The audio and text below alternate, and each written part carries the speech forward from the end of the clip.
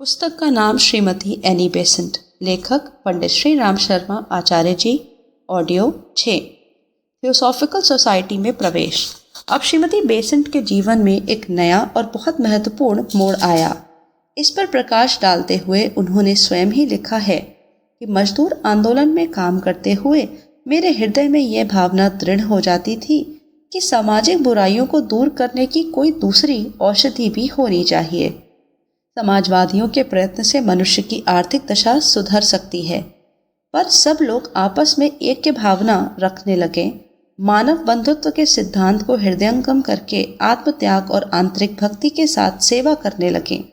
इसके लिए किसी और बात की भी आवश्यकता है। मैं सोचता करती थी कि इससे अधिक उदार विचारों वाली सामाजिक संस्था किस प्रकार बनाई जा सकती है। उस समय मैं बहुत निराश हो जाती थी जब इस असली सुधार का कोई साधन दिखलाई नहीं देता था। धीरे धीरे मेरी समझ में यह आने लगा कि मैंने संसार और जीवन के विषय में जो प्रत्यक्षवाद के सिद्धांत ग्रहण कर रखे हैं वे अपूर्ण हैं। इस समय मन की विद्या, मेस्मरिज्म, हिप्नोटिज्म आदि तेजी से बढ़ती जाती थी। कृत्रिम निद्रा उत्पन्न करके दिमाग से दूर दूर की बातें कहला देना एक आश्चर्यजनक बात जान पड़ती थी। मैं तो अभी तक शरीर को ही असली चीज समझती थी, इसलिए यह रहस्य मेरी समझ में नहीं आया। मैंने इस संबंध में पता लगाने का निश्चय किया और इसके साहित्य का अध्ययन और मन से करने लगी। श्रीमती बेसेंट को यह असली ज्ञान 10 मई 1889 को प्राप्त हुआ, जब उन्होंने मैडम ब्लॉडवर्स्की की सीक्रेट डॉक्ट्रिन छिपा सिद्धांत नामक पुस्तक पढ़ी। उसी समय से इनके भीतर थियोसॉफी या दैवी ज्ञान का प्रकाश फैलने लगा। इसके एक दिन बाद ही इनकी भेंट मैडम ब्लॉडवर्स्की से हुई, जो उन दिनों लंदन आई हुई थी। उस भेंट के समय इनको ऐसा जान पड़ा कि मैडम के शरीर से एक ज्योति सी निकलकर मेरे शरीर में प्रवेश कर गई। इनकी समझ में आ गया कि दुनिया की सभी चीज़ों के पीछे एक अदृश्य आत्मा बैठी है। यह देवता या ईश्वर है। हम स्वयं भी ईश्वर ही हैं। इसके बाद ही वे मैडम ब्लॉडवर्स्की की शिष्या बन गईं। एक पक्की निस्वार्थी को आस्तिक बनना देने से यूरोप भर के लोगों को बड़ा आश्चर्य हुआ और इसे मैडम ब्लॉडवर्स्की की एक बहुत बड़ी सफलता माना गया। भारत में शिक्षा प्रचार का कार्य।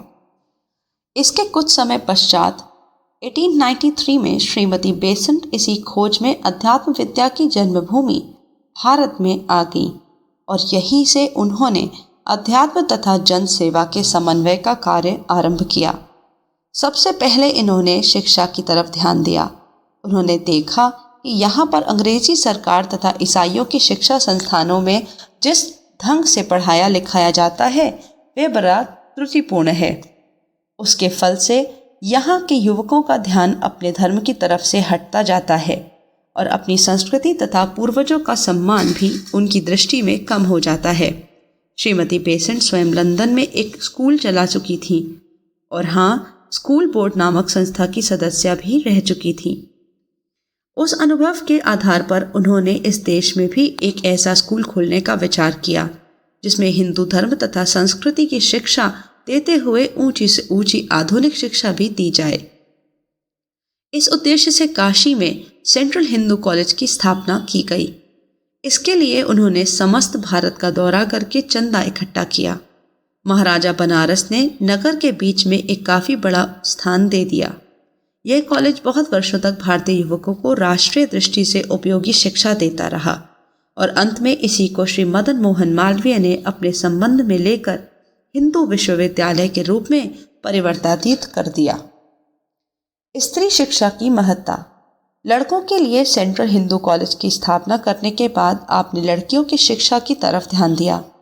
उस समय लड़कियों को आधुनिक ढंग की शिक्षा दिलाना तो दूर, साधारण हिंदी पढ़ाने की भी व्यवस्था बहुत कम थी।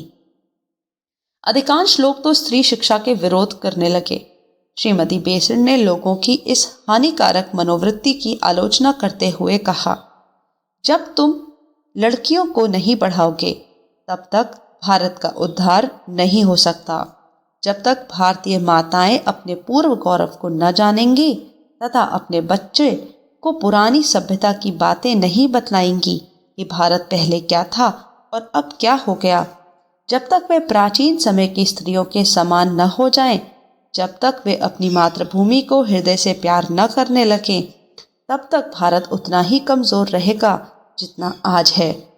जब तक तुम्हारे पुत्रों और पुत्रियों की योग्यता भविष्य में काम करने के लिए नहीं बढ़ जाती, जब तक तुम ये न समझ लो कि भारत के पुरुषों में याज्ञवल्क्य के ऋषि जैसे विद्वान थे, स्त्रियों में भी उनकी स्त्री मैत्रेय जैसी पंडित थीं, जब तक तुम ये ना जान लो कि प्राचीन काल की भारतीय स्त्रियां वेद मंत्रों की रचना किया करती थीं, जब तक आजकल स्त्रियों को उनके सुनने का भी अधिकार नहीं है, जब तक तुम इन प्राचीन आदर्शों पर ध्यान देकर आगे नहीं बढ़ोगे, तब तक भारत कभी नहीं उठ सकता।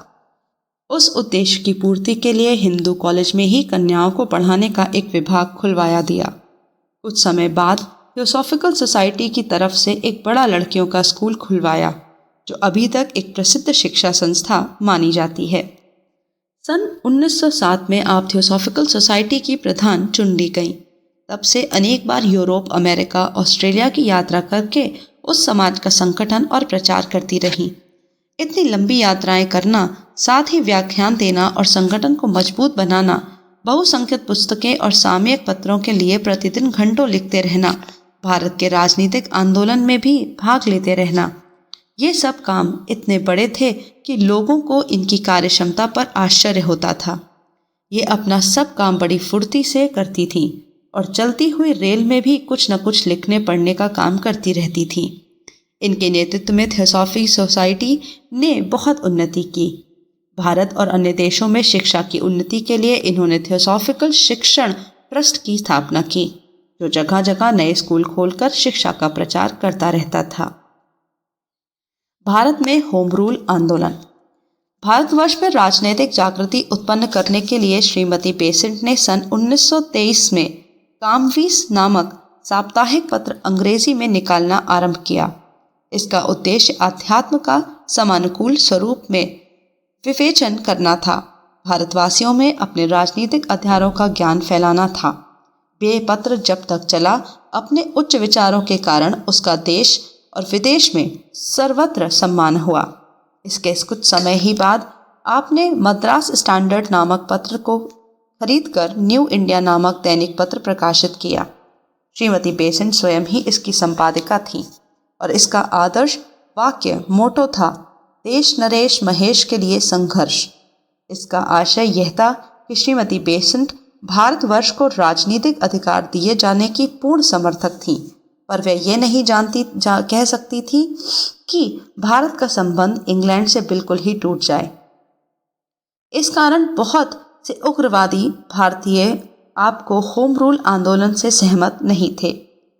पर आज जब हमको ब्रिटिश कॉमनवेल्थ से भारत का संबंध तोड़ा नहीं गया और उसकी कॉन्फ्रेंसों में यहाँ के प्रधानमंत्री सदस्य के रूप में भाग लेते रहते हैं, इस दृष्टि से श्रीमती बेसेंट की सम्मति सर्वथा निरसार नहीं थी। न्यू इंडिया की एक विशेषता यह थी कि अंग्रेजी का दैनिक होने पर भी राष्ट्रीय भाषा के नाते उसमें एक कॉलम हिंदी का भी रखा जाता था। यद्यपि अनेक भारतीय राजनीतिज्ञों ने श्रीमती बेसेंट के आंदोलन से असहमति प्रकट की, पर फिर भी भारतीय राजनीति में उसका काफ़ी प्रभाव पड़ा। इनको आंदोलन करने का जो भी अभ्यास इंग्लैंड में हो चुका था, उसी का परिचय इन्होंने यहाँ भी दिया। कुछ ही समय में इन्होंने लाखों लेख और पर्चों से खड़ी लगा दी। लंदन में भी पर्चे बांटकर भारतीय जनता की मांग का संदेश प्रचारित किया जाने लगा। भारत स्वाधीनता के लिए कैसे उद्यत हुआ और भारत एक राष्ट्र जैसी पुस्तकें लिखकर जनता को उत्साहित किए जाने लगा। इसके साथ ही वे देश में चारों तरफ दौरे करके व्याख्यानों द्वारा भारत के राजनीतिक अधिकारों के लिए जोरदार आंदोलन चलाने लगी। इनके प्रचार कार्य का प्रभाव सरकार पर शीघ्र ही पड़ा और 10 जुलाई 1916 को बम्बई के गवर्नर ने इनको बम्बई प्रांत में आने और भाषण करने में रोक दिया। सितंबर में मध्य प्रांत की सरकार ने भी इनको अपने प्रांत में आने पर रोक लगा दी। इन घटनाओं से जनता में काफी उत्साह फैला और श्रीमती बेसेंट का प्रभाव बढ़ने लगा। 16 जून 1917 को मद्रास के गवर्नर लॉर्ड पेंटलैंड ने आपको बुलाकर कहा, आप यह राजनीतिक आंदोलन बंद कर दें। इस विषय में हम भारतीय और अंग्रेज किसी में भी भेद नहीं कर सकते। अगर आपने हमारी सलाह को नहीं माना तो सरकारी हुक्म से आपके सब काम बंद करा दिए जाएंगे। आपने उत्तर दिया, गवर्नर साहब, आपको जो शक्ति मिली हुई है उससे आप जो चाहें कर सकते हैं। मैं तो निराधार हूँ, पर मैं इतना कह देना चाहती हूँ कि ऐसा करके आप ब्रिटिश राज्य की सेवा नहीं करेंगे, वरन उसको एक घातक धक्का लगाएंगे। श्रीमती बेसेंट ने अपने जीवन में कभी कायरता नहीं दिखाई। उन्होंने गवर्नर साहब का आशय समझ लिया और वे गिरफ्तारी के लिए तैयार हो गईं। वहां से वापस आते ही इन्होंने देशवासियों के नाम एक विदाई का संदेश लिखा, जिसमें कहा गया था, मैं साफ लिख देना चाहती हूँ क्योंकि ये मेरा अंतिम शब्द हैं। मैं एक जबरदस्ती की खामोशी व गिरफ्तारी में भेजी जा रही हूँ। मेरा कसूर यही माना गया है कि मैं भारत को प्यार करती हूँ और उसे जगाने की कोशिश कर रही हूँ, पर मेरा सिद्धांत ये है कि इज्जत खोने से ज़्यादा आज़ादी खोना है। मैं बूढ़ी हूँ, पर मुझे विश्वास है कि मेरे मरने से पहले मैं भारत को स्वराज प्राप्त किए देख सकूंगी। यदि इस शानदार भविष्य को प्राप्त करने में मैं कुछ भी सहायता कर सकी तो मुझे पूरा संतोष हो जाएगा। ईश्वर भारत को बचाए। वंदे मातरम। लाट साहब से मिलकर आने के घंटे भर बाद ही इनको 2 साथियों सहित नजरबंद कर दिया गया। यह समाचार तुरंत देश भर में बिजली की तरह फैल गया। चारों ओर विरोधी सभाएं होने लगी और जो लोग श्रीमती बेसेंट से सहमत न थे वे भी सरकार को फटकारने लगे। इस घटना के फल से अंग्रेजी माल के बहिष्कार का आंदोलन जोर पकड़ गया और कितने ही लोग सत्याग्रह की चर्चा भी करने लगे। इसका प्रभाव सरकार पर भी पड़ा और 20 अगस्त 1917 के भारत मैत्री की तरफ से यह घोषणा की गई कि भारत में अंग्रेजी राज्य के उद्देश्य भारत को स्वराज अधिकार देना है और इस संबंध में जांच करने के लिए भारत मंत्री मैटुंगू शीघ्र ही भारत आएंगे। इसके कुछ समय पश्चात सरकार ने श्रीमती बेसेंट को छोड़ दिया और जनता ने भी उनकी सेवाओं का आदर करके भारत का सर्वोच्च राष्ट्रीय सम्मान उनको प्रदान किया। सन 1917 में कलकत्ता कांग्रेस की अध्यक्ष वे ही बनाई गईं। श्रीमती बेसेंट हमारे उन देश भाइयों के लिए अत्यंत प्रेरणापद हैं जो कई गुजरी परंपराओं के नाम पर अपना और समाज का सुधार करने के महान उद्देश्य से विमुख रहते हैं। इस प्रकार के लोग बड़ी संकीर्ण मनोवृत्ति के होते हैं और संसार के अन्य देशों की तो बात ही क्या, अपने पड़ोसियों तथा अन्य प्रांत वालों को भी गैर या परदेसी समझा करते हैं। श्रीमती बेसेंट ने 7-8 हजार मील की दूरी पर बसे हुए और भाषा, वेश, आचार, विचार आदि सब दृष्टियों से भिन्न भारत देश से आत्मीयता का संबंध स्थापित किया और इसकी इतनी सेवा की जितनी भारतीय होने का गर्व रखने वाले भी बहुत कम कर पाते हैं। इसमें जरा भी संदेह नहीं कि संसार में भारतवर्ष और भारतीय धर्म का गौरव बढ़ाने में जितना परिश्रम श्रीमती बेसेंट ने किया उतना शायद ही हम में से किसी ने किया होगा। वे यद्यपि जन्म से ईसाई थीं और उनका विवाह भी एक पादरी से हुआ था, पर फिर भी उन्होंने अंध परंपरा पर चलते रहने के बजाय सत्य की खोज की और सब तरह की हानि और कष्ट उठाकर भी जिस सिद्धांत को सत्य समझा उसी का अनुसरण किया। इस प्रकार की परीक्षा, प्रधान प्रवृत्ति और दृढ़ता पुरुषों में भी बहुत कम देखने में आती है। उन्होंने स्त्री होते हुए भी जो महान उपलब्धियां प्राप्त की वे भी कम प्रशंसनीय नहीं हैं। खासकर हमारे देश की महिलाएं जो अब भी अपना कार्यक्षेत्र निज की गृहस्थी को ही मानती हैं और सार्वजनिक कार्यों में भाग लेना अनावश्यक, अनुपयुक्त बतलाती हैं, उनसे बहुत शिक्षा ग्रहण कर सकती हैं। श्रीमती बेसेंट ने तर्क और खोज का आश्रय लेकर धर्म और जन सेवा के संबंध में जो कार्य किया उसका महत्व चिरकाल तक स्थिर रहेगा। अन्य सत्कार्यों के साथ निसंदेह उन्होंने नारी जाति के उत्थान में भी अनुपम कार्य किया है। सन 1920 से भारत देश के राजनीतिक क्षेत्र में महात्मा गांधी का आविर्भाव हुआ। उनके सिद्धांतों से मतभेद होने के कारण श्रीमती बेसेंट का प्रभाव भारतीय राजनीति पर से घटने लग गया, तो भी ये अपने ढंग से जीवन के अंतिम समय तक देश और जन कल्याण के कार्य करती रहीं और सितंबर सन 1933 में 87 वर्ष की अवस्था में सार्वजनिक सेवा करते हुए ही आपका देहावसान हुआ।